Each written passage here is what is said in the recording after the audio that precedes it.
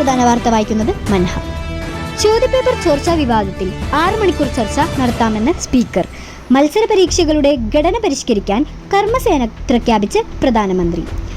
നേതൃത്വം ഇൻഫോസിസ് സഹസ്ഥാപകൻ നന്ദൻ നിലേകനിക്ക് നൽകി. റോഡപകടങ്ങൾ കുറയ്ക്കാൻ വാഹനങ്ങൾ തമ്മിൽ ആശയവിനിമയത്തിനുള്ള V2V സാങ്കേതിക വിദ്യ കേന്ദ്ര സർക്കാർ നിർബന്ധമാക്കി.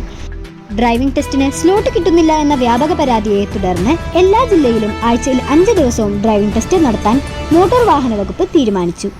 പശ്ചിമേഷ്യൻ യുദ്ധത്തിൽ താൽക്കാലിക സമാധാനം. നേപ്പാളിൽ ഇന്ത്യൻ കറൻസി കൈവശം വയ്ക്കാൻ അനുമതി. Commonwealth games.